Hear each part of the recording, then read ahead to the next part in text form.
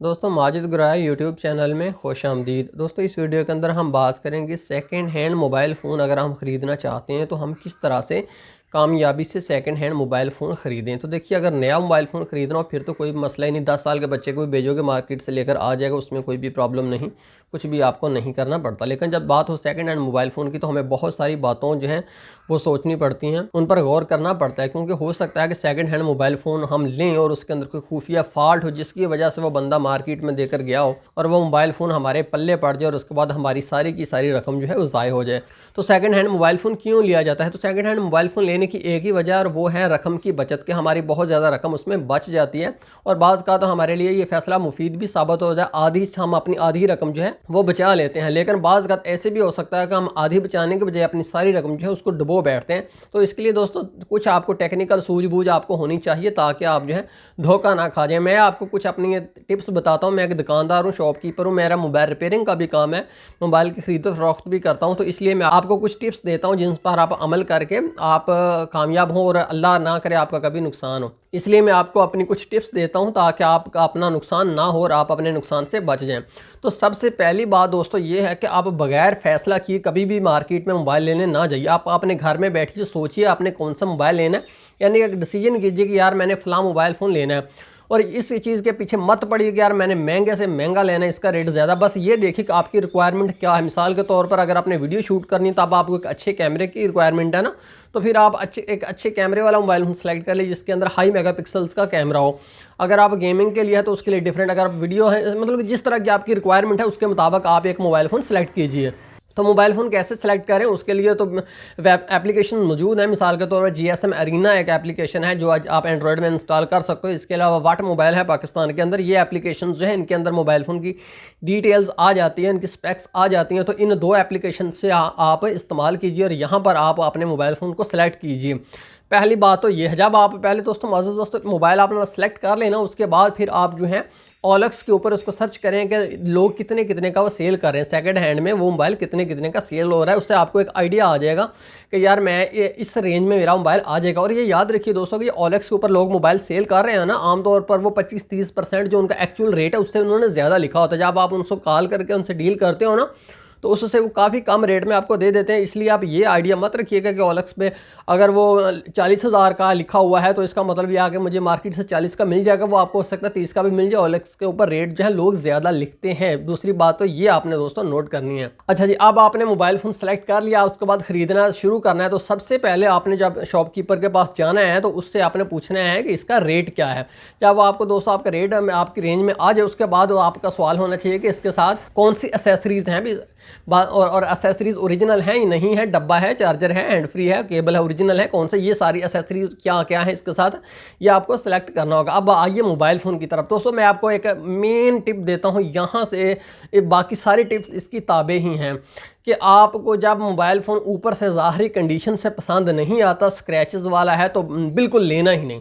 सबसे पहले आप मोबाइल फ़ोन को अपने हाथ में लेकर उसको दाएँ बाएँ घुमा कर देखो कि क्या उसके ऊपर स्क्रैच नहीं है, जिसके फ्रंट स्क्रीन के ऊपर स्क्रैच हो, जिसके पीछे बॉडी के ऊपर स्क्रैच हो, जिसके कैमरे के ऊपर स्क्रैच हो। बिल्कुल नहीं लेना, बिल्कुल नहीं लेना, क्योंकि आप कहेंगे ये अंदर से तो बहुत अच्छा हो सकता है, बाहर से स्क्रैच तो पड़ जाते हैं। नहीं नहीं नहीं नहीं नहीं नहीं, जब वो बाहर से बुरा है तो अंदर से भी बुरा ही निकलेगा, ये बात यकीनी है दोस्तों। दूसरी बात यह है कि अगर स्क्रैच वगैरह उसके ऊपर कम है, काबिल के लिए काबिल कबूल हैं, तो उसके बाद ही आप जो है अगला स्टेप दीजिए। मेरा वैसे मशवरा ये है कि ज़्यादा स्क्रैच वाला मत लीजिएगा, घिसा पिटा मत लीजिएगा, कंडीशन उसकी अच्छी होनी चाहिए, तब ही आप मोबाइल फ़ोन लीजिएगा। ऊपर की बात कर रहा हूँ, ठीक है जी। उसके बाद अगली बात जो है, जब आपको उसकी कंडीशन पसंद आ जाए, दूसरी टिप जो है दोस्तों आपके लिए ये है कि 1 साल से पुराना मोबाइल फ़ोन आपने लेना ही नहीं बिल्कुल। जब 1 साल से ऊपर आप मोबाइल लेते हो तब आप ज़्यादा रिस्क के अंदर जाते हो। 1 साल से कम ही यूज़ हुआ होना चाहिए।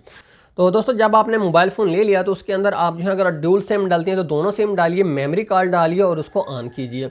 और ऑन जब हो जाए ना, सबसे पहले दोस्तों आपने ये करना है कि उसकी बैटरी टाइमिंग नोट करने की, बैटरी उसकी कितने % है, 50 है, 60 है, 70 है, 20 है, 30 है। उसके बाद आपने उसको यूज़ करना शुरू कर देना। आप ऐसे कीजिए, ऊपर से जो उसका मेन्यू है उसको नीचे खींच कर निकालिए और यहाँ से आप उसको ब्लूटूथ, वाईफाई, GPS, ये जो चीज़ें हैं सबको सब ऑन कीजिए, ताकि ऑन आप करेंगे तो जो जो चीज़ें ऑन हो जाएँ तो समझ लिए कि वो ओके हैं। बाज़ का ऐसा भी हो जाता है कि मोबाइल फ़ोन का ब्लूटूथ आईसी ख़राब होता है, मोबाइल फ़ोन का वाईफाई आईसी ख़राब होता है, बाकी सब कुछ ठीक हो रहा था, ये काम नहीं कर रहे होते, जीपीएस आईसी ख़राब होता है, इसलिए ऊपर से आप मेन्यू को नीचे करके वहाँ से जीपीएस वाईफाई जितनी भी उसकी ऑप्शन है उनको ऑन कर दी, ताकि आपको पता चल सके क्या है ठीक है। जो ऑन हो जाए वो आमतौर पर ठीक होती हैं। उसके बाद फिर आपने उसके ऊपर 4G को ऑन कर लेना, यानी कि उसके ऊपर आपने नेट को यूज़ करना शुरू कर देना है। बिल्कुल यूट्यूब उसके ऊपर ओपन कीजिए, यूट्यूब से वीडियो देखिए। जब आप यूट्यूब से वीडियोस देखेंगे ना, उससे एक ये होगा कि उसकी बैटरी टाइमिंग का अंदाज़ा हो जाएगा, दूसरा उसकी सिग्नल क्वालिटी का अंदाज़ा हो जाएगा, तीसरा उसकी आवाज़ कैसी है, फटी हुई तो नहीं है, स्पीकर उसका पाटा हुआ तो नहीं है, फटा हुआ स्पीकर तो नहीं है, ये चीज़ें आपको उससे पता चल जाएंगी। चंद मिनट आप उसके ऊपर वीडियो देखिए, क्योंकि बैटरी टाइमिंग जो है यहाँ पर 4G जब चलाएंगे तो उससे काफ़ी ज़्यादा जल्दी ड्रॉप हो गया। अगर वो बैटरी उसकी ख़राब है तो यहाँ पर आपको पता चल जाएगा। 4G ऑन करने के बाद आप चंद वीडियोस देखोगे बैटरी नीचे गिर जाएगी, ठीक है जी। उसके बाद जब आप उसकी क्वालिटी वगैरह आपने सब कुछ देख लिया, उसके बाद आप देखिए दोस्तों कि क्या दोनों सिम ही चल रही हैं। दोनों सिमों से ही आप कॉल करके देख लीजिए। मेमोरी कार्ड देखिए, मेमोरी कार्ड उसने उठाया है कि नहीं है, दोनों कैमरे फ्रंट और बैक दोनों ही चेक कीजिए। तीसरा है उसका फ्लैश देखिए कि फ्लैश जो है उसका चल रहा है कि नहीं, जिसको लाइट बोलते हैं, उसके पीछे वाला फ्लैश लाइट, ये आपने देखना। उसके बाद आप किसी दोस्त को जो है 2-3 मिनट की कॉल कीजिए। जब आप 2-3 मिनट की कॉल करेंगे ना, उससे उसका स्पीकर, एयरपीस, माइक, ये सारी की सारी चीज़ें चेक हो जाएंगी। उसको कहिए कि किसी तरह की आवाज़ के अंदर शोर शराबा या कुछ और अजीबोगरीब किस्म की आवाज़ तो नहीं आ रही, ये आपने ज़रूर करना है। उसके बाद दोस्तों जब आप इतना कर लें तो उसके बाद आपने देखना है कि उसकी बैटरी कितनी है, बैटरी उसकी कितनी ड्रॉप हुई है। अगर आपके लिए काबिल कबूल है, बैटरी इतनी ज़्यादा ड्रॉप नहीं हुई तो चलें, आप कोई बात नहीं। उसके बाद जो है आप ये देखिए क्या PTA से अप्रूव्ड है। यहाँ तक चेक करने के बाद एंड पर आपने उसकी चार्जिंग चेक करनी है। दुकानदार को कहोगे यार इसको चार्ज पर 5 मिनट लगाओ, तो बैटरी आपने देख लेनी कि कितने % थी जब आपने उसको दिया था।